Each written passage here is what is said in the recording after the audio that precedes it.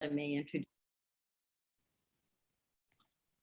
We'll have the members of the Academy introduce themselves, name, what you do, where you work. And then if you could just popcorn it over to somebody else. Christina, why don't you start since you've been telling us about what you're doing? Okay, and thanks for listening. It's my very vague description. I'm Christina Sija, and I am now the interim dean of the College of Social and Behavioral Sciences at Cal State San Bernardino, and I'll popcorn it over to Allison McCurdy. Thank you. I'm Allison McCurdy. I'm in my first week of being interim associate dean in the College of Natural and Social Sciences at Cal State LA. That's been crazy. I will popcorn it over to Allison Beckman. Thank you, Allison.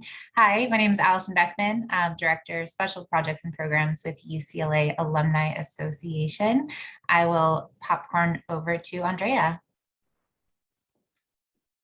Hi, Andrea Medina, Director of Grants and Outreach for the School of Natural Sciences, Mathematics, and Engineering at Cal State Bakersfield, and I will push it over to Jane. Hello, Jane Castillon, Associate Director of the Disabled Students Program at UC Santa Barbara. And I will popcorn over to Manisha. Thanks, Jane. I'm Manisha Javeri. I'm a professor and associate chair in the Department of Educational Technology at California State University, Los Angeles. And I'll pass it on to Christy Corpus.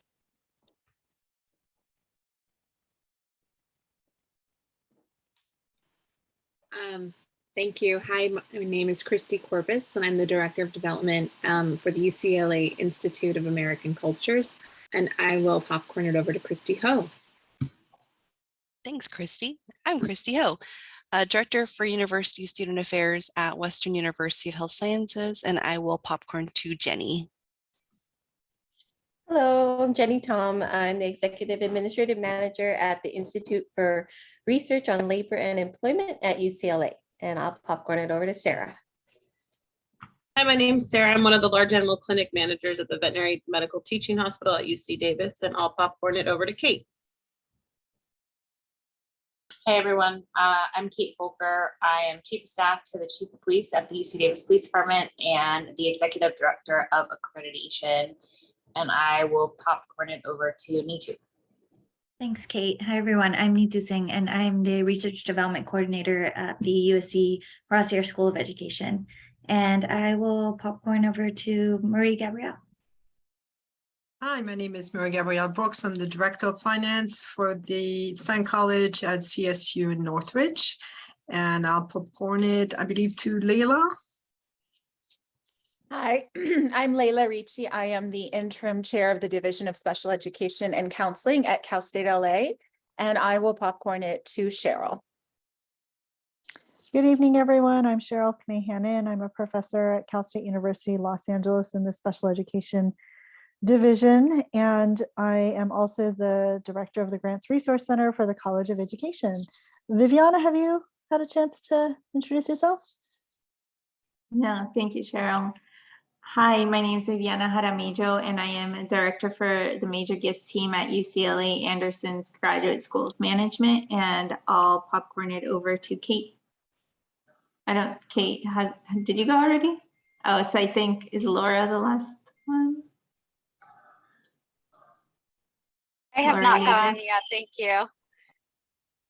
Hi, everyone. Laura Yeager. I'm the University Registrar and Director of Veteran Services for Fresno State. And I'm driving, so I can't see if anyone else has not gone. Has anybody not gone? Okay, so we got everybody so far. I know a few people are going to be late. And let's see, someone has COVID. Someone is on vacation and so on. Caprice Young also isn't here yet, but I talked to her a little while ago. So Lars, could you start for us? Who you are, what you do, your career basically. Sure. Nice to meet everyone. I'm Lars Walton. I am the Associate Chancellor and Chief of Staff at UC Irvine. I feel at times I'm a career chief of staff. This is my second tour as a chief of staff. I previously was chief of staff in the Cal State system to the chancellor. So just remember, most of you are actually Cal State. But Cal State, UC, they switched. So system president in UC, system chancellor in the Cal State. So I was chief of staff to Tim White. I was there with him for 6 years. I came with him from UC Riverside, where I'd done government relations for him prior. And before that was at UC Irvine and did federal relations there. I got into higher ed. I did not ever intend to be in higher ed. Work came out of Berkeley and went to DC. I was in the White House on the Hill. Ended up working for a member of Congress and running his campaign who represented UC Irvine. And so that's how when he left and went to the administration, I went to Irvine as their lobbyist. And I would be in trouble if I did not mention that I got my EDD 10 years ago now in the ELP program at UCLA when Linda was there. So that is my kind of career background and background. Great, thanks, Lars. Sure. How about you? So Kristen Watson here, and I have a rather circuitous route into higher ed. My undergrad, first in my family to graduate from college, undergrad is in accounting because I wanted to make sure that I had a skill that would always support me. Did not have any idea about all of the opportunities that were available in education other than being a teacher. And as the oldest of five, I knew I did not want to teach. So I practiced public accounting for a bit of time and then was able to stay home with my children, raise them. And as they got older, I realized I wasn't really serving as a very good role model to them. And so my daughter's junior high principal convinced me to get my teaching credential. And so I did and became a math teacher. From there, I ventured out into the world of charter schools and helped to establish one of the first charter schools in Kern County. Ultimately moved up to the north part of the county, worked for Stuart and Linda Resnick for the wonderful companies and helped them with their charter schools. And about that time, I started the ELP program. And things got just a little bit hectic. And I knew a little bit about the Community Foundation here in Kern County. I had been a donor and knew some of the work that they had done, and they recruited me to come and be their CEO and president. So I left education for a bit so I could finish my program at UCLA and ended up staying at the Community Foundation for 6 years.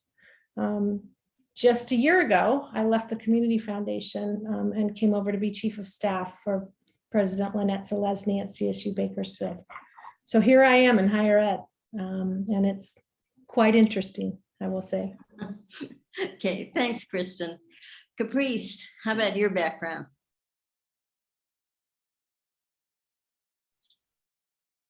Of course, I was muted, but I'm not anymore. This is Caprice. Hi, I was ELP class of 2008. Lucky 13 cohort. And so I was for a nanosecond, I was in higher ed as the director of corporate development at the Anderson School back in 2002, 2003, which was a job that I held while I was the president of the school board in Los Angeles.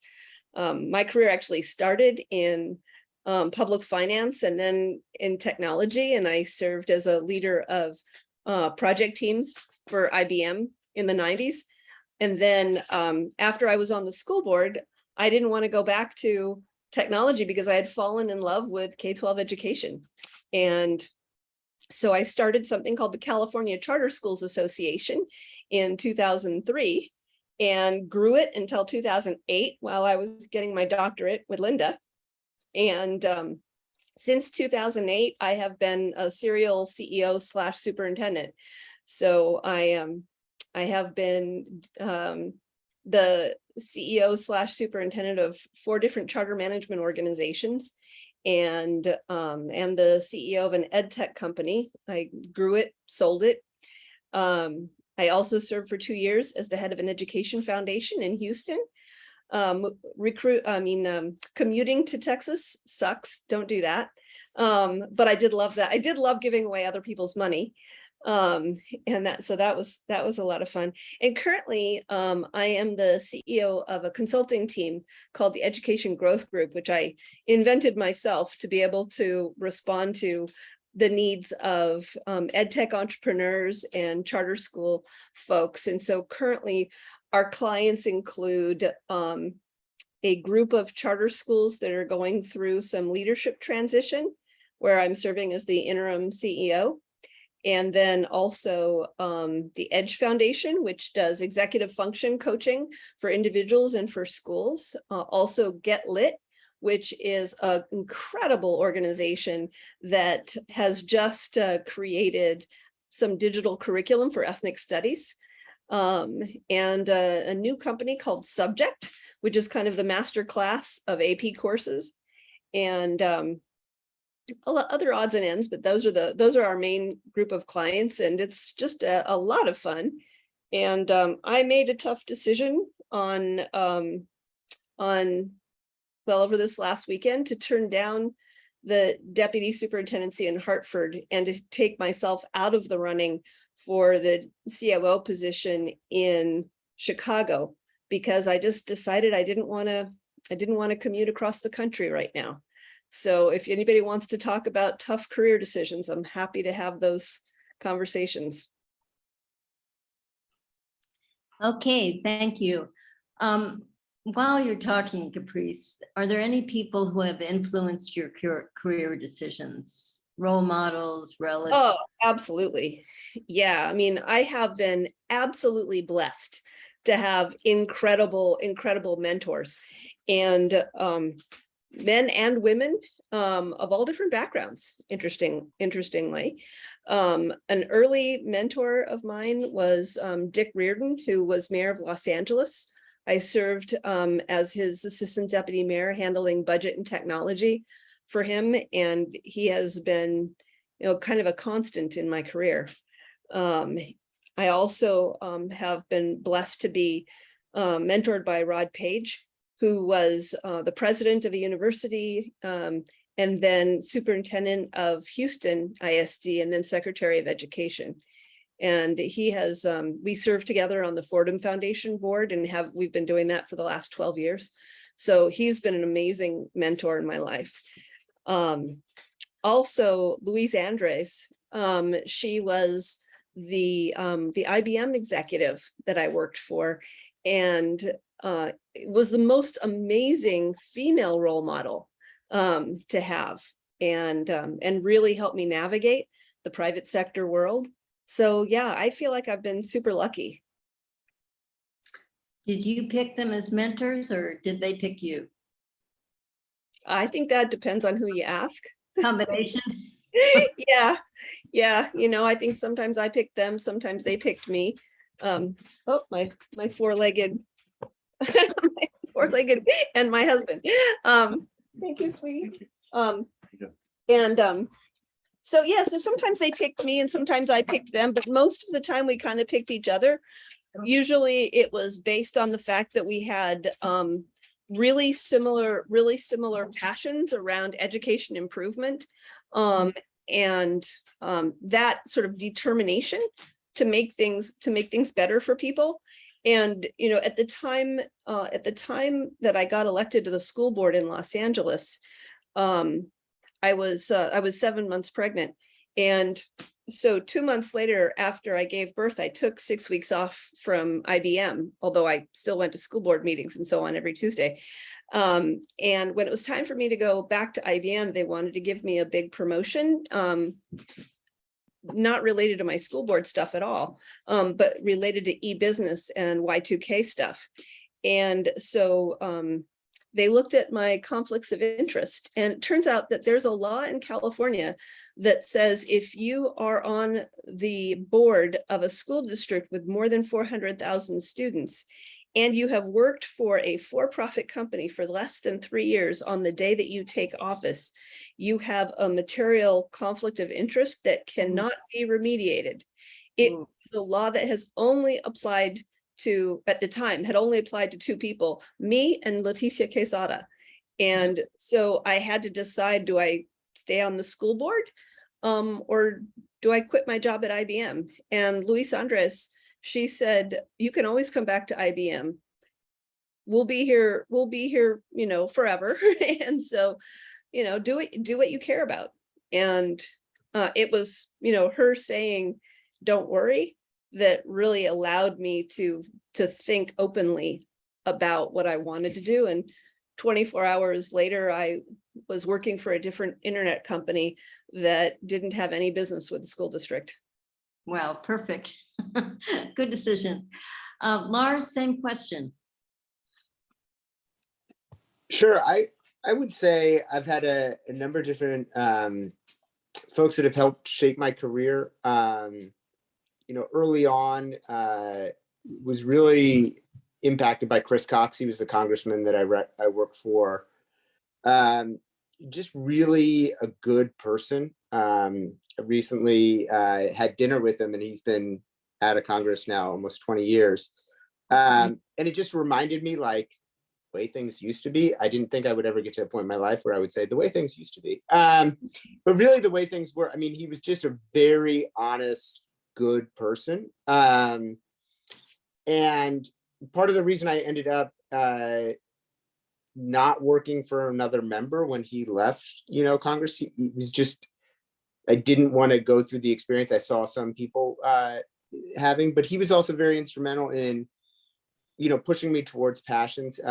He's a big legal scholar. I, like all poli-sci students coming out of college who went to work on the Hill, was like, I'm going to go to law school soon, and thought it's a great person to work for.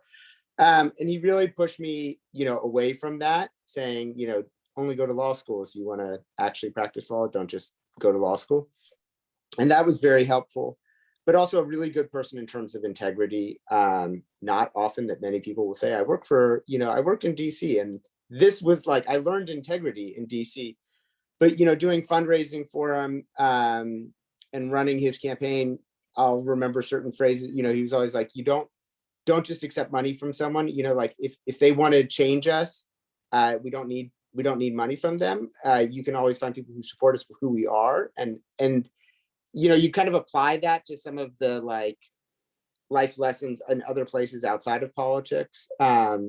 And so I thought that was kind of a very interesting piece. Tim was a big influence for me when I got to Riverside. Really enjoyed working for him. You know, we were perfectly generationally different. He was within like a week of age of my father. And so that was like an odd relationship to have. And I was like right between his middle boys. And so we really had this like kind of like father-son relationship. Oddly, he is like built almost like my dad as well. So it was, but I'll remember he gave me a lot of care and support when I was a young, you know, staff person. I remember being nervous reporting to him and coming to him and saying, hey, you know, my wife's having a baby, and thinking like, you know, like kind of going through the stuff of like, how do, you know, I'm going to miss some time from work. Like, and he was like, Lars, I've had 4 kids. Like, don't miss an appointment. Take all of the leave you can get, be there for everything. And it's kind of fun for me now that I see myself in those positions when people come to me and I'm like, take the time, be there for your family. Like, he was a very dedicated person to that. And I think that's helped me shape my leadership. And then when I was at Cal State, a person that I grew really close with was Fram Vergy. He's now the president at Fullerton. He has continued to be a good friend of mine. I turn to him a lot.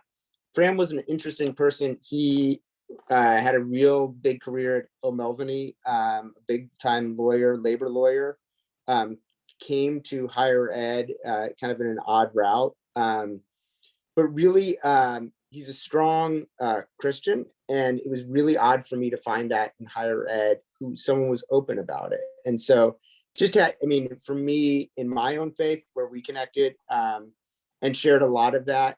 And it was just made me feel comfortable having him as a leader. He's just also one of those people where just checks in on me and is like, hey, how you doing? Like, how's everything going? We still keep in contact a lot, especially because we're in the same county and dealing with higher ed stuff. But, you know, I think that was a big one for me, to have people that, you know, so Tim, a big one, Tim always talks about right side, left side of the comma. So like people always, when someone's really frustrated with you, you just need to remind yourself they're mad at the right side of the comma. And what I mean is business cards, back when we used to have business cards. But they're mad at the position. They're not mad at you as the individual. So like when someone wanted to blow off on the chancellor, they're mad at the chancellor. They're not really mad at Tim White. But it's also like for that, it's like, does someone care about you because of the right side of the comma, because of your position of authority, or do they actually care about you on the left side of the comma for who you are, you know, for Lars, for Jane, for Jenny, you know, for Sarah? Do they actually care about that person? And Fram really is a person who I know, I don't ever have to give him a thing, and he will be the one who like kind of checks in on me. And I think that's a big one for me when I'm looking for mentors, especially, you know, we all sit in positions of authority or power, and you can kind of get manipulated. And so it was just, again, going back to that like kind of Chris adage, I never feel like Fram is trying to move me. And so we share very openly about, you know, challenges we're having. So Great. So those are my thoughts there. Were any of these formal mentor relationships? No, Like there was no one that I was ever like, you know, here's my promposal. Will you be my mentor? You know, it was a very kind of like slow relationship where you suddenly realized it. And then I actually think it's most interesting when you leave, when you're no longer in that like formal roles, where you find yourself still reaching out and connecting with each other and realizing, oh wow, you are my mentor. And they realize like, oh yeah, I have kind of coached you a lot, you know, where you're reaching out to say, hey, I just wanted to say thanks. I just used that line that you used, you know, like I would tell Tim, like, can you believe someone's still saying the right side, left side of the comma thing? And I think that, you know, brings a little smile to their heart. So great, thank you. Sure. Kristen. So I think probably my first mentor has to be my dad, and the work ethic that he exemplified. He was an auto mechanic with his own garage, and he was, as I was growing up, not a man of many words. He's very, very talkative now, but as a child, not a lot of words. And when he did speak, you knew that it was something that needed to be listened to. So I credit my dad with a lot of things involving that. My first job after public accounting was for a small public bank up here in Bakersfield. And the CFO at the time was just this adorable older man who taught me so much. He's since passed away, but Claire was just had patience, had just a challenging leadership style. So he helped me to not be afraid to tackle difficult things or difficult conversations, but just really helped to shape me as I worked my way through the banking institution. It was great. I mentioned already the principal that convinced me to get my teaching credential, John Hefner. I ended up going, my first year of teaching was working for him, and he was incredible. That first year of teaching can be a big challenge, and he was there to support me. Then as I moved into the community foundation, an interesting mentor was the CEO of College Futures Foundation, Julia Lopez, who interestingly enough is now a CSU trustee. She stepped down from that role, but she really shaped my thinking when it came to what is our role and what was my role as a leader to influence change within the community, and to step out of the traditional box that a community foundation would be in. And I think she had a lot to do with what the community foundation here in Kern has become. And so I owe a lot to her. And then even though it's only been a year, I would say I am learning so very, very much from Lynette. And it's really an honor to sit and observe. And we've had such a great run so far of building these relationships and these trusts.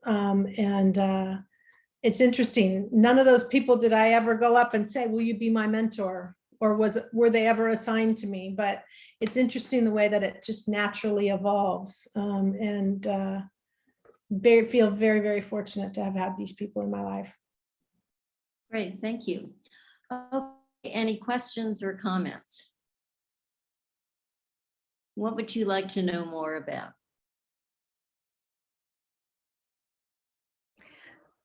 You know, Linda, I would add one thing, and that is I have had a fabulous coach and mentor who's the former superintendent of Charlotte-Mecklenburg School District, Ann Clark, over the last 2 years. She was assigned to me by the Broad program when I was a Broad superintendent. And so she's an example of somebody who was paid to be my mentor. And and that has been a fabulous experience also. And so I just want to put in a plug for sometimes having a paid mentor, particularly when you're considering doing something you've never done before, like apply for really big positions. It's nice to have somebody who's done it before to help you with that whole process. It's probably like having a paid coach in many ways. Yeah. Okay, questions?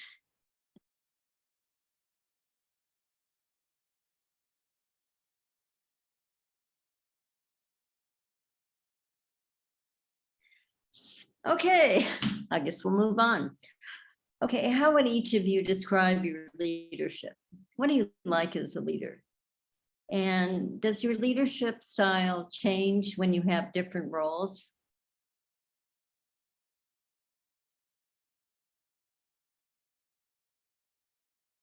Lars, you want to tackle that one? Sure. So I would say my leadership style does change by the role. I think I have to have nuances about it. I think it really it depends on the context. I mean, so like at the university, I definitely, just by nature of my position, I have to be and am just like humble about where it is. You're always like a bad decision or a bad, you're not far from like the day where you need to leave, so it's like you're only holding this position. So again, another like Tim quote, we're all interim. None of us has this position forever. So like, I just have to realize that. So I also, it's like, you could use your power for good or you can use it for evil. I have to understand that, like, with everyone who's coming to me for something that needs to get done at the university and get things done, and I have to make decisions one way or the other, I'm going to need them at some point for another decision that someone needs something to get done. So it's like, don't make any enemies. Like, that's not going to help me at all. And so really trying to be as fair in my discernment, managing things is a big one. And so I don't think that's like a classic like leadership style, like, oh, I'm a servant leader, I'm on this, but it is really trying to be not out in front. And that is my role. I mean, like, chief of staff, you do not want the chief of staff who's out like, hey, I'm out like the front person. I am behind the curtain helping the chancellor. But then in like outside like community areas, if I'm like the leader of it, I really do try and be an enabler. I don't think that I'm leading on a committee with our church right now, and we've got a real diverse age group there. So it's like, I think for some of them, it's awkward that there's this, 40-year-old that's the chair of this. And for like some, they're like, oh, okay, this is fine. There's 20-year-old. But it's really making sure like, it throws them off when you're like, hey, we're gonna, be doing some decision making, and I'm gonna call around the room and make sure everyone gets called on. And like, you're very direct about that, but like making sure that you're not over asserting yourself. So I guess that is similar to my role now. And so I just think it's like humility within like your leadership context, not pushing it and really trying to enable others. Because I think you get to a certain point in your career and your leadership and realize you're only as good as those that are supporting you. And also for me, I think one of my biggest ones is really trying to be a booster of folks. Like, so I think of like some of the greatest pieces I've done in my career are when I've seen people that have worked for me and now are at like the next level. Like, so I'm very happy. I know what the career goals are of every person that reports to me, and probably many of the people that report to the chancellor. And how can I get them to that? Not like, how can I keep you in your position? Great, thank you. Kristen? I was going to ask a quick question. I think my question to you, Lars, is how do you manage up? So as a early 40-something myself, I also lead and manage all of the chiefs of police for the University of California. And sometimes I'm sitting on a call also with the chancellor and his chief of staff and sometimes even with President Drake. I was on a call yesterday with President Drake, and I'm trying to manage upward. And yet that's a challenge. Like, how do you do that? How do you influence? How do you educate? How do you do that? How do you lead a group of people who obviously, number one, you aren't their manager, but yet you are the one with the information and you are the one that has to lead this group of people. One, being younger than them, and two, also working for them. Yeah, I think what it is so that's like where you've got it, like you have that like tough conversation with yourself in the morning, like after you brush your teeth. I'm good enough, I'm smart enough, and doggone it, people like me. You have to understand is like, especially in the chief of staff role, like that, if you were hired by them. So there's the caveat there. So like for me, like Tim invited me to come with him. We already had like pre-existing relationship. For Howard, I had a 30-minute interview with him and he was like, yeah, we seem to get along. Let's see if this works. And I was like, okay. It was interesting because someone had asked, when I was interviewing, someone asked me, they're like, how long do you need with him to size him up? And I was like, 30 minutes. And they asked Howard, how long do you need? He's like, 30 minutes. And they're like, oh, well, maybe this will work out. But I mean, you really have to you have to have faith in yourself that like you were hired to do a job. You weren't hired to be 65 years old with, a 40-year career behind you. You were hired, they know how old you are, or they're not supposed to, but they can figure it out. You were hired to do the job, and you do the job you're given. And you're either going to meet their expectations or not, but when you put your best effort into it, like that's what you just have to do. And so like Cal State was super challenging for me. I came into a role that was not like what I was expecting it, and it wasn't what Tim expected. And so I was managing, trustees and things like that. The governor calls and you're just like, okay, let me like walk through what's going on. And you had to build these relationships and just be like, I'm going to push myself out there. This is what my role is. And they're going to figure it out. And once you build that relationship, they have faith in you. I remember when I worked for Michael Drake, when I was, 23 years old and I was his lobbyist, I feel like I look young now. I looked really young at 23. And so he was okay with it. I just had to assert myself and be like, this is the role you've hired me to do. I'm going to do the job. And you're upfront with them too. You're like, you kind of loop back for like, hey, is there any feedback? Do you need me to like, fine tune the pitch here? How do things look? So I think that's the one, is just, you really have to have, because I think so many of us, we have that like imposter syndrome, especially like in those first few days of leadership in a new role. And you don't want to come out like, busting down doors, but you do also need to be like assertive. And so like we have a new chief of staff to the provost. She's never been a chief of staff before. He has never had a chief of staff before. He was new to the provost role. And I just, I pulled her aside early on and she's like, just give me any advice. And I was like, don't be quiet. Like you are hired when you're sitting in a meeting and it's the chancellor, the provost, myself, and you are there to comment. Like if you want to say something, you can say something. You don't need to comment on everything, but when you feel it in your heart, like I need to comment on this, you speak up because that's what you're hired to do. And I think that's like good for us to remember is like, I mean, it's challenging for me. I have an employee who always is like, this is my job description. I'm not supposed to do this. I like employees that are like, this is my job description. I was told to do this. If you don't want me to do this anymore, I won't do it. So you just really need to remember like what your role is and just get comfortable in it because that's what you were hired to do. Great, thank you. Caprice or Kristen, would you like to talk about this? Yeah, sure. I'll go next just because I can speak to the issue that Lars was just talking about.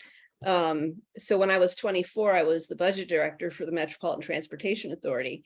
And about a year and a half into that role, I had to explain to the County Board of Supervisors what a recession was.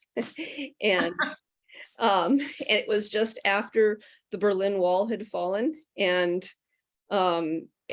so I described it as a structural change in the Los Angeles economy and had to walk them through all of that. And also, was doing $3 billion worth of commercial paper and debt for the County of Los Angeles, even though I had no financial background whatsoever. And honestly, I think that the executive director of the Metropolitan Transportation Authority and his CFO were out of their minds to hire me into that role. But as Lars says, you're hired to do a job, you do the job. It's your job, and it is the name to the right of the comma. And it's not about the fact that I was, 24 and a history major. It was about the fact that I was now responsible for an $8 billion budget. And it was my job to make sure that the County Board of Supervisors understood exactly what they were voting on and why we were proposing the things that we were. And I had to come up to speed super fast on how do you do public debt. And sometimes I asked really stupid questions that somebody else who actually had a finance background would not have asked, but it was my job and my responsibility. So I had to. Right. And so I would say that what I learned in that context was to really do my homework. And as a leader, I still really do my homework. I don't walk into meetings unprepared. If there are things that I have to read or study, I not only read or study them, I'll figure out what's going on between the lines also, because particularly with government documents, it's not enough just to look at the document. You also have to look at all the footnotes and all of the things that it's referencing. And you have to know the politics behind the names that are in the documents. And that is just as true if you're looking at a finance document or you're looking at a curricular document or you're looking at a board document. My career has been a little different in the sense that I haven't been a chief of staff very often. From the time that I was elected to the school board in 1999, most of my roles have been as the CEO or the top executive in the nonprofits and other organizations that I've run. And reporting to a board is really, really different than reporting to an individual because you don't have one boss. You have between 5 and 18 or 19 bosses. And so it's, I think the biggest mistake that I made early in my career was not spending enough time with my board members. You really do. If you report to a board, you really have to spend a quarter to a third of your time with your board members because, there has to be a level of communication where they really understand how and why you're making the decisions that you're making. because they want to be able to have input, and also they want to know how to have your back. And so reporting to a board is just a different animal. Finally, I'd say that my management style has changed a lot over the years. I would say that when I was 33, we hired a 74-year-old superintendent who had been the governor of Colorado, Roy Romer. And so I was Roy Romer's boss. I mean, crazy. And people around the school district, used to joke, yeah, she's half his age and twice as arrogant. And so I would say that I've gotten enough bloody noses in the last 25 years that I am not nearly as arrogant as I used to be. And that has been a really good change. Thanks, Caprice. Kristen, do you have anything to add? Well, I agree with everything that's been said, and it is interesting to see how your leadership style changes through the decades. I don't know if it's that you learn to not sweat the small stuff and you really can wade through and understand the important things. But I know that I'm far more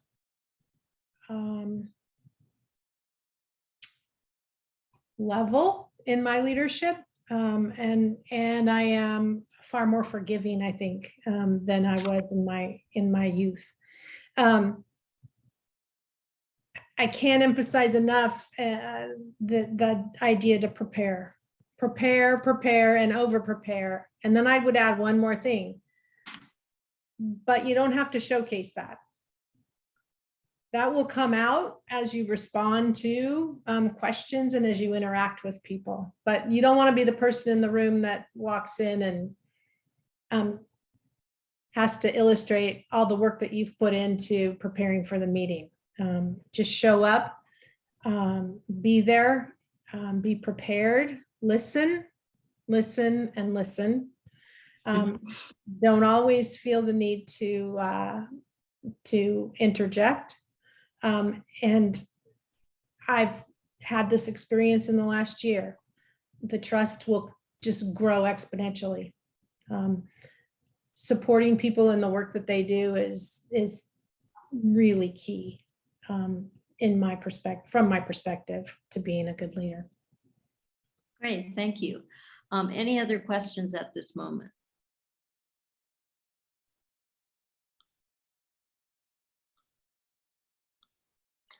Okay, let's move on to something kind of juicy. Politics in your position. People have said many things about universities, and usually politics is one of them. So if you could think about an instance of politics and how you dealt with it. Caprice, you probably dealt with politics in all sorts of different organizations. So maybe you want to just think about one or two. Yeah, I mean, there are all kinds of politics, and that's an important piece too. Honestly, I don't mind the politics of just elected officials or government bureaucracies or agencies. That's kind of the easy kind of politics from my perspective. The politics that really weigh me down is if I have, say, a group of direct reports that are politicking with each other. And because I've done so much turnaround work, I often inherit dysfunctional teams. And one of my least favorite things to do is to have to deal with those kinds of interpersonal politics among folks who should be focused on the kids. But I've learned how to do it over time. And I think that's actually one of the harder things to do as an elected official. I mean, as an executive, is to deal with the politics of your direct reports all politicking with each other and jockeying. And the way that I have dealt with that has been to just make it transparent. And by making it transparent, people generally stop doing it pretty quickly. And then sometimes you inherit a team that has so much bad blood that you actually have to change the people on the team because they just can't de-escalate. But most of the time, it's really a matter of making things transparent, making job responsibilities very clear and holding people to it. And that's usually a good way to solve it. The politics, I can give one sort of concrete example, I suppose, out of many. We were trying to get the school board, when I was on the school board, we were trying to get the staff to be bold enough to bring us projects that required us to do eminent domain, which is taking property away from people. And they make a ton of money when you take their property. I mean, they're usually getting about 5% above market. And the people who live in their properties or are tenants in their properties get a ton of money for relocation, like 36 months of rent up front if they want it.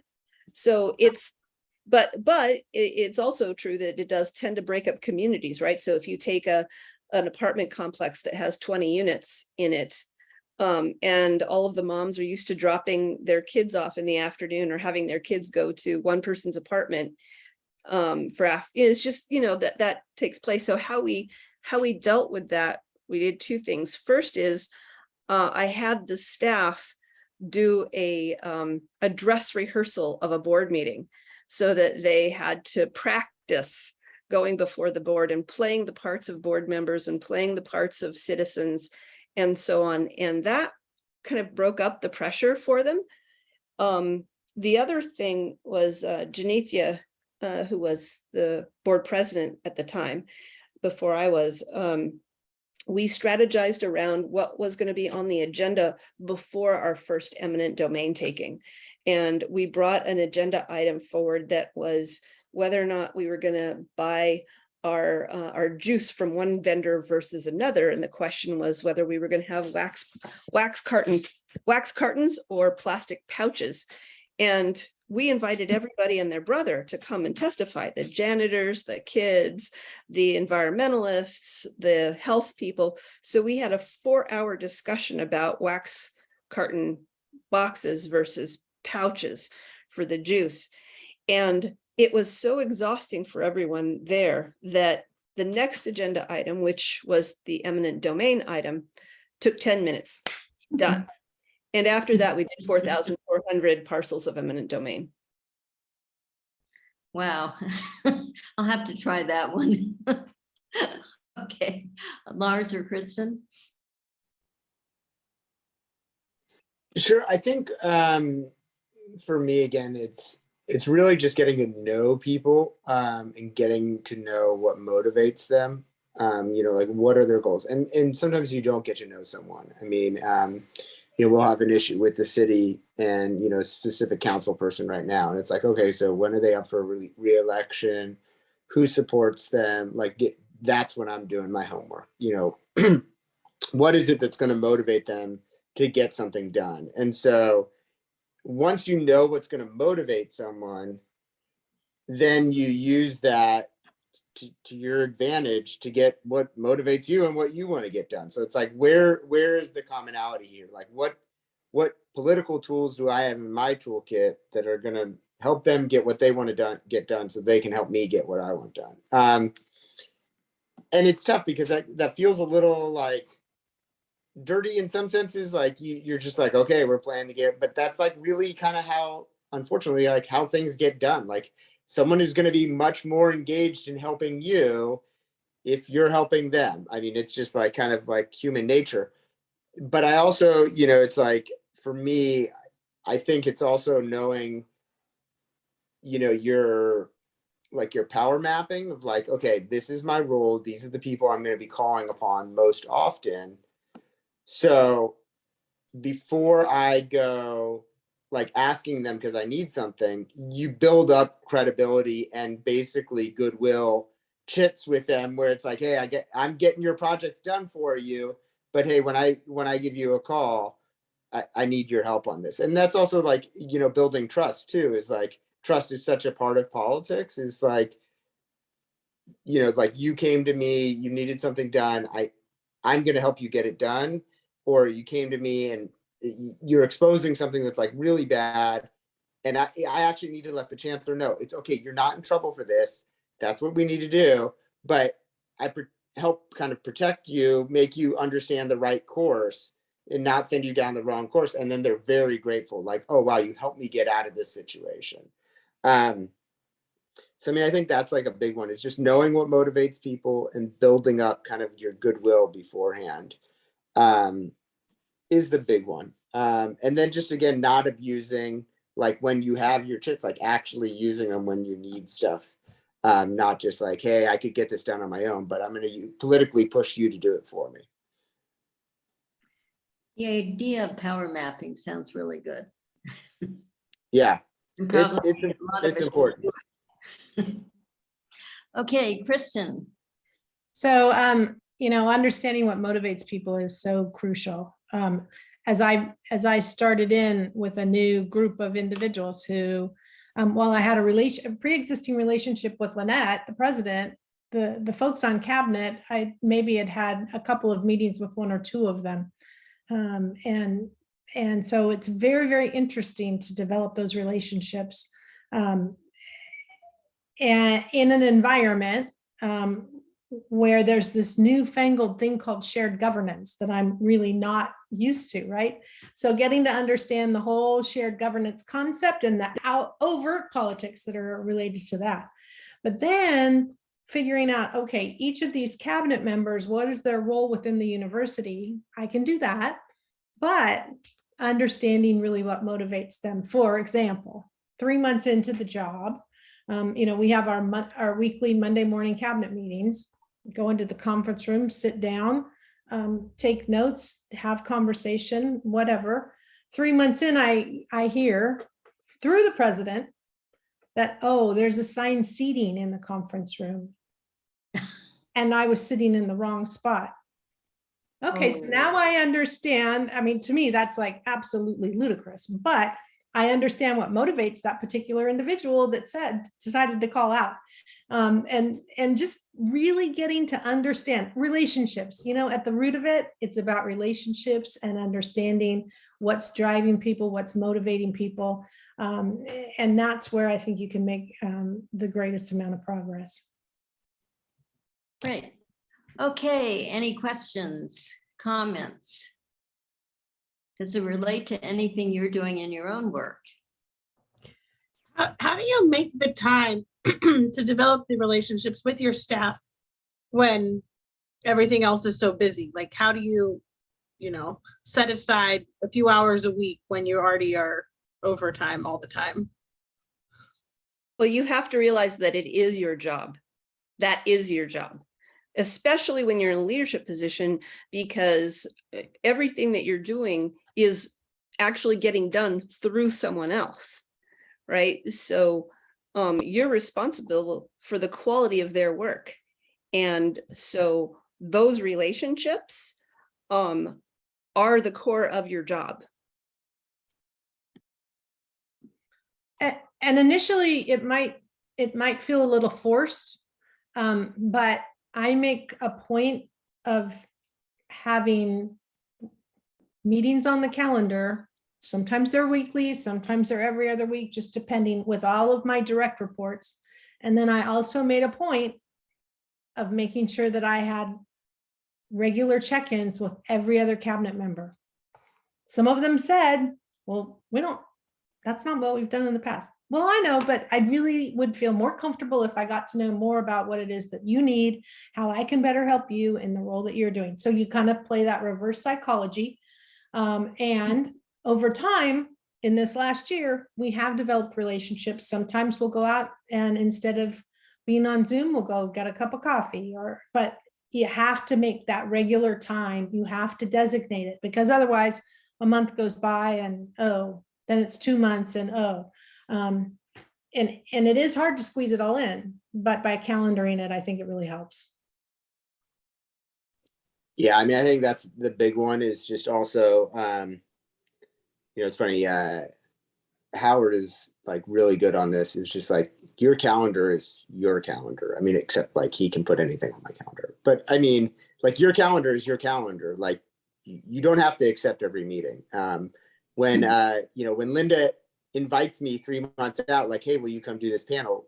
I have a coach outside of the university, and like one of her big things to me is like, people will invite you to stuff far out because you're very likely to say yes to it. So like, don't say yes to something. Like if Linda invites you on a Tuesday and she says, hey, will you come to speak to my class in 3 months? Imagine that it's that Thursday. Would you still want to do it? And you're like, yeah, sure, I'll do it. But I think that's a big one, is like, be really careful with your calendar, because then you can, have those standing meetings with your staff. So like with my staff, I think a big one is vulnerability, is just being like, hey, this is what's going on. So like, I let them know, like the immediate office, like, hey, this is what's going on with the chancellor. But also I do a lot of that like day-to-day kind of management with our cabinet as well. Like, it was very challenging in COVID. I mean, because Zoom allowed people to go Zoom right past my office. Like in normal times, like people would stop by my office because I sit next to the chancellor and get like 5 minutes before me, so they could be like, oh, well, what was his meeting just before me? And so like really helping people along is a big one. But I think for me, I mean, as I said early on, I mean, I think when they know you're supporting them as a person, not as like your coworker, and I'm not one of those people who, I mean, I really hate the analogy of like, we're a family, like, I mean, that's like so tired, but like, I actually support, like, like we had someone in our office when we were at Riverside, she was an EA. I knew she had all the talent in the world to be more than an EA. She was really boxed in there. Worked with her. She became the deputy chief of staff at the system. She's now the chief of staff at San Luis Obispo and has been a vice president of advancement. You like, when you know that those people, like what their career goals are, and you care about them more than the role they're in, that is like the political driver, because it's like, I don't think there's anyone that like, and maybe you're going to find someone who's at the end of the career and they're like, my political driver is retirement. You're like, okay, well, let me manage you to that. But also then you're going to find those people who are like, hey, my goal is to be vice president of finance. Okay, so how do I, not only in what we're doing now, but how do I like mentor you so you're getting that into your job? And then they're loyal to you because they have a reason to, like, they actually know you're helping them in more than just their current role. So. Yeah, on that, I would just say you're never too young to be somebody's mentor. And so pick mentees that you want to see flourish, because someday you might be working for them and you want that to be good. Sounds good. Okay, we have time if you have one other question or comment.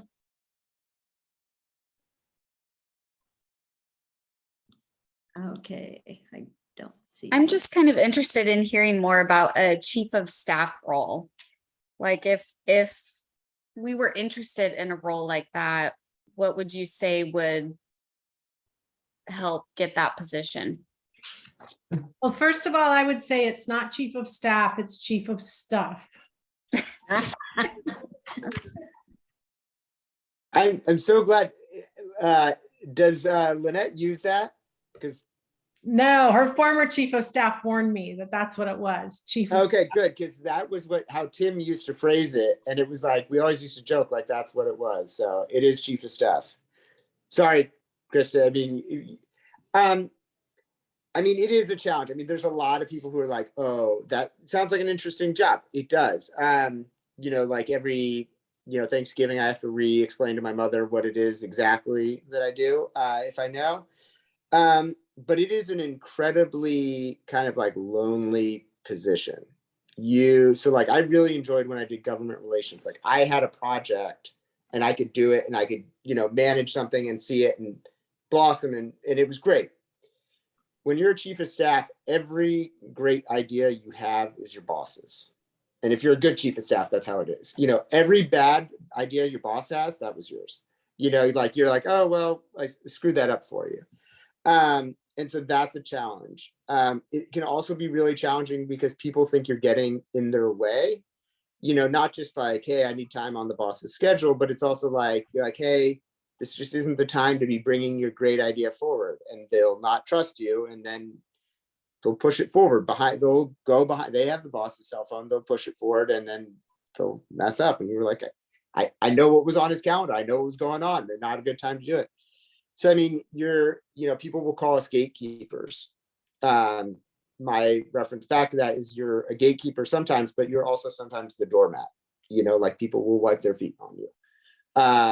And so that is a challenge. There are many different styles. So don't just go like, hey, I want to be a chief of staff to this role. Like, you really need to really believe in the person, and that makes the job a lot more fun, a lot more interesting. Like, you understand your role and your true partnership there. So like, it's challenged because like, I don't have domain of like an exact project that I'm working on. Like, everyone has their projects around campus, but I manage them. And so I have to wake up and say, what is my contribution to the university? So like, or whatever role you're in. And so for me, it is having the most highly functioning chancellor possible. So that is tough. So like, for me, my staff, I mean, I have a groundskeeper up at the chancellor's house to, managing our athletics director, so it's like working with the provost. And so it's like some days, so like I joke about this one. Earlier this year, the dishwasher was out at the chancellor's house. Now, not my responsibility to like fix the dishwasher at the chancellor's house, but I know the political structure in the chancellor's household. His wife's not happy the dishwasher doesn't work. He's not happy the dishwasher doesn't work. Now, he's been in his career for a long time. He's been, UCI chancellor for a long time. For me, my best service to the chancellor and to the university that day is to make sure that Howard Gilman is still going to want to stay in his job. And there's not that conversation later that evening is like, I am so sick of living in this house. I'm so sick of things breaking, and we have to go through every university rule and guidebook before we can get the dishwasher fixed. So I make sure staff knows like, hey, we got to get the dishwasher fixed today. I mean, like, that's silly, but it's also super important because I don't want that conversation to happen that night, to have them, and I know he's been on the road for a week. I don't need that to be in their head, like, oh, we should leave. We should retire now, so like, that's the kind of the dirty underbelly of being like the chief of staff, is you really know, at least my style of being chief of staff is like, you really got to know all that. And I use it as a verb, like I'll tell Howard, and it's tough because we're still learning each other. I'll be like, you just got to be chief of staff. It's a verb. Like, you got to let me push you. And I don't do it publicly, but privately, you're kind of like, just let yourself be chief of staff. So. Great, thank you. We're going to have to move on to our next part of this discussion. We're going to break you into 3 random groups. Lars will have one group, Caprice will have one group, and Kristen will have one group. Kristen, sorry. And they're going to talk about challenges to their leadership. Then I hope that you'll also talk about challenges to your leadership. Quincy?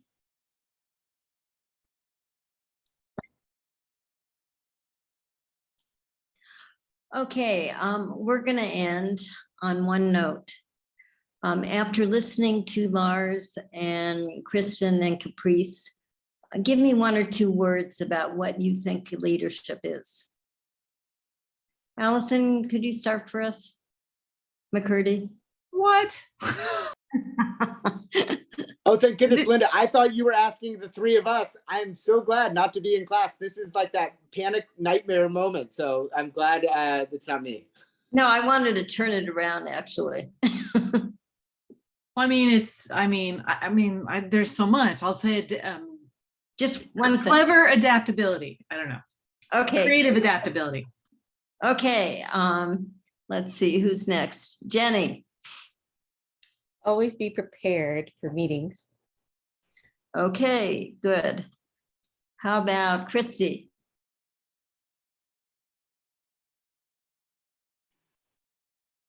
Sorry, do you mean, I'll go for it. Go ahead.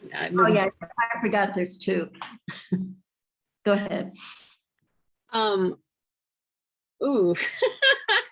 I think if I had one or two words, I think, measured authority. I don't know, it might be something. And that comes from a conversation I had earlier with one of the faculty directors I work with. Okay, great. How about Christy Ho? To confirm, we're saying how we would, one or two words to describe our own leadership or leadership in general based on what we've heard tonight. Well, what you've heard tonight. I'd say like 2 words, compassionate collaboration. Okay, great. How about Jane? I would say that it's evolving. There seems to be sort of time and space for developmental processes. So evolving. Great. And nuance. Laura Burian. Nurturing guidance. Okay, sounds good. Nitu. I think identifying your supporters. Okay, Kate. I like what Laura said about remembering before and after the comma. So you are two parts to who you are as a leader, sort of your personal and your title. Okay, good. Allison Beckman. It's not 2 words, but that your leadership can evolve over time. Good. Laura Yeager. I'm thinking about bravery and speaking up. Sounds good. Cheryl. Savvy. Savvy's a good one. Christina Hasija. Since a lot of things have been mentioned, I'm really appreciative Lars's comment about viewing your position kind of as a verb. So kind of exercising your role and, using that to kind of guide action and be a source of positive self-talk in a way, I think. So. Great, thank you. Sarah. Like investing in your team, getting to know them, spending the quality time. Good. Manisha. I would say showing consistent professionalism and integrity. Okay, good addition. Marie. It's been said, but what I like to hear is about developing relationships, but I would say if in towards guidance and support. Okay, excellent. Andrea? Being a good listener. Yeah, that's an important one too. Let's see. Jennifer. Hi, humility and flexibility. Those are important additions. So there's many, many, many parts to leadership, and I can't thank our 3 speakers enough for discussing all the parts of leadership that they've encountered. So Kristen, Lars, and Caprice, many thanks. And Lars, I appreciated that you put me on the calendar 3 months ago. Okay, thank you. Thanks. Thanks, guys. Take care. Take care. Bye. Bye. The rest of us are going to take a break till 5 to 8. And then we're going to come back and talk about 3 things related to leadership. We're going to get started again. Lars brought up something which is really important. When do you take credit? Usually some effort involves, or often involves, more than one person. And the big boss in the sky may want to take credit for something you did. So when do you take credit?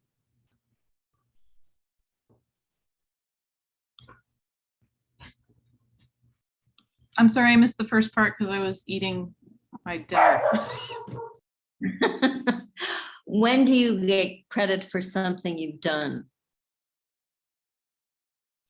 Lars brought this up and it's really important. It's not just chiefs of staff, it's everybody. And if you get it wrong, sometimes people can get really angry with you. So anybody have any ideas on this? None? I feel like for me, I don't know, it's like an internal struggle because like the little kid in me is like, I did this. Right. And it's like the middle child in me. I'm like, why? Look what I've done. So it's hard, I feel like, but you know, as a professional adult, you can't be like, no, I did that. But you have to find ways to be like, we all did it. And then hope someone that's like, you too. And you're like, thanks a lot. So it's hard. I feel like it's, but if you know, don't take any credit for it, then there's that, you know, double-edged sword. So. Right. Manisha, you had a comment? Yeah, I was just curious. Why do we need to take credit? Do we need to take credit, or shall we let our work speak for it itself? I mean, because people who know, I mean, who have not done work, they know they have not done anything. And people who have done work, they know they have. So, and it's like tacit knowledge usually in an organization where we know who works and who doesn't. So that's my question. Why do we need to take credit? If I can add to the conversation. So I'm in fundraising and development, and credit is a big part of how our positions are measured. And I think even the faculty who we work with, taking credit for gifts that come in is a big part of how their performance is measured too, if they're overseeing a research center like the ones that I work with. But it is very tricky the closer, and it's the first time that I've experienced this in the university setting, where a big gift can really come out of nowhere. I'm literally going through this this week. It kind of came from multiple touch points, and everyone has a role in it. But in some situations, like I might get credit for it in my office, or one of the directors might get credit for it amongst their group. And I think it's just very clear, like, I do feel that there's some imposter syndrome, some guilt, like, why I didn't really do that presentation and I didn't really deliver it to speak with that donor, but I'm helping to steward it along within this university systems. And that's a critically important part of getting it through. And so in that situation, I definitely will take credit for my part in it, but always with the acknowledgement that it really was a team effort. And so that everyone can recognize the benefit of working together on something, and being transparent about it throughout the process, and learning where could it have even been improved had we been in communication about it here versus there. That's my take on this credit. Okay. Anybody have a different take on it? Okay, I've just had personal experiences where, all right, here's my idea, you toss it out there, it's attributed to somebody else. Here's the thing I've actually done, and then it's not acknowledged. And it goes on and on in the same vein. And does it matter because the work got done in a way? Yes, globally, great. But honestly, I think if you are not credited, the goodwill and or respect that you build from having done those accomplishments. And so I feel like there's sort of a lot of lazy listeners in groups. So they're not really paying much attention to who did what when, but they will hear the person that claims the credit, whether or not it happened or not. And so I feel like there's just a bunch of people that are what is it, hornswoggled? I don't know the word, but they're basically swept up by somebody else's PR, and why would they not believe it? And so what does that matter? I feel like then I don't have the credibility or the oomph, that I deserve, like when and that makes me less effective. So yes, there's an ego component, but then there's also, with having accomplishments that are noted, one is more, persuasive in a room. And I don't know. I think what I was going to say, for me, I try and build a culture in my department of putting credit, giving lots of credit to other people, even if even if they didn't play a major role, like, for example, one of the biggest projects that I've been working on for 4 years, I like to give San Francisco a lot of credit for their role in it, even though they had a very small role in it. And I like to highlight the role that they did play. And it pays back in spades so often, you know, and with my staff, I'm always giving them credit to our command staff and to the university wherever and whenever I can. And oftentimes that is, one, is rewarding to me to see my staff do so well.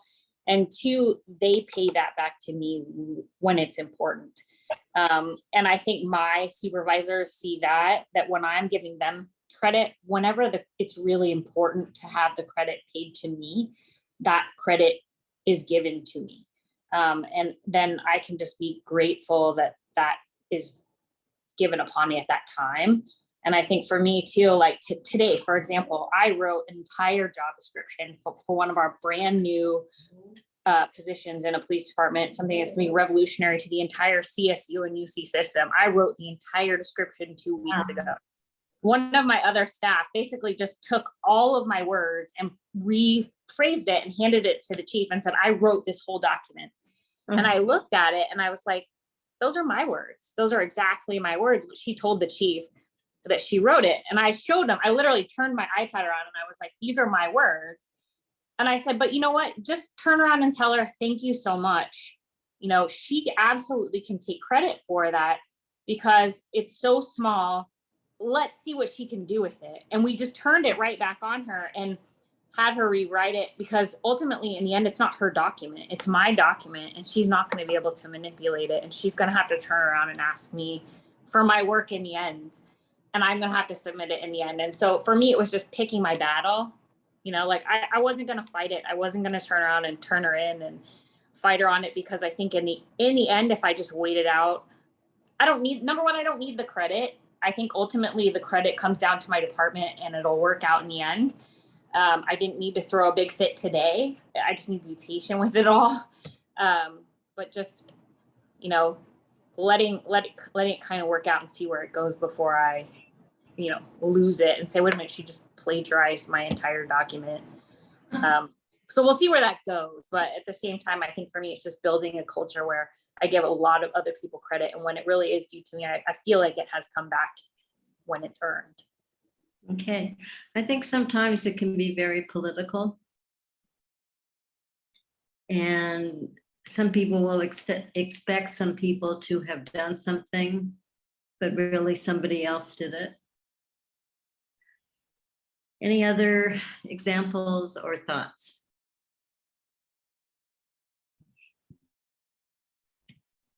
Okay, what we're going to do for our remaining time is we're going to break into 2 mentor circles. And Quincy, if you could put up the topics.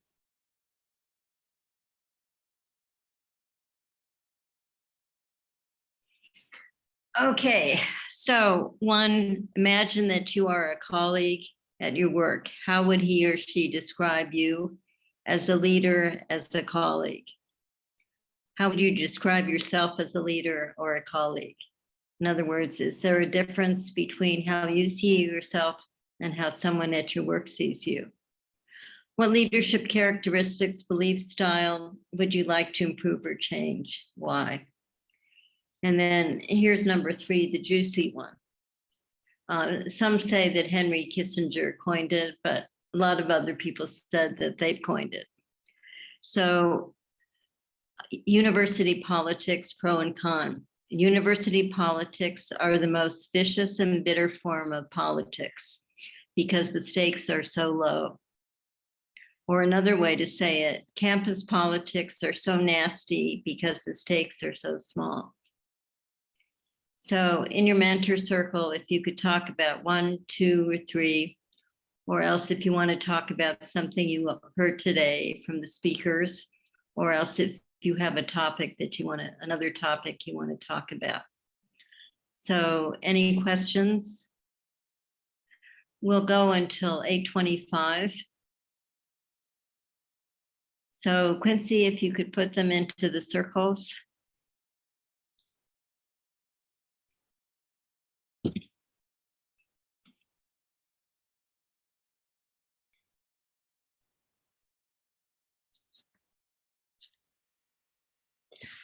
Okay, so we have 2 more sessions. The next one is on Saturday, July 16th. Angela Cruz is going to come back and talk about budget and finance. And then Jesus Trevino is going to talk about the inclusive excellence model in universities. The last session is on August 6th, and we're going to talk about executive search companies and alternate careers beyond universities. And I hope that we can talk about ways that you can support each other afterwards. I think, don't we have 3 more? I One's think, on the 16th, one's on the 28th, oh, and then one's on the 6th. oh, let me look, the 28th. Okay. Yeah, you're right, you're right. I don't see 16th, but maybe I missed any. Do we have a session on 16th? Yeah, the 16th, we have Saturday, July 16th, Angela Cruz on budget and finance. And then Jesus Trevino on the inclusive excellence model in education. And let me go down here.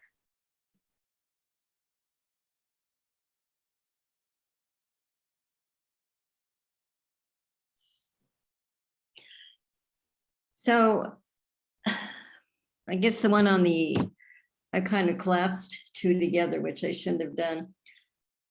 The one on the, what is it, the 28th of July? Yes, Thursday. It's Thursday evening, 28th. Yeah, we're going to talk about departmental politics and some other stuff.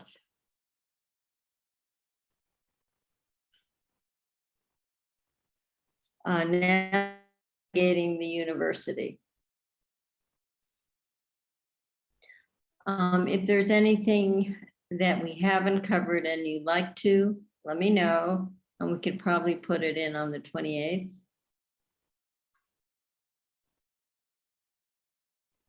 So any final thoughts about this evening?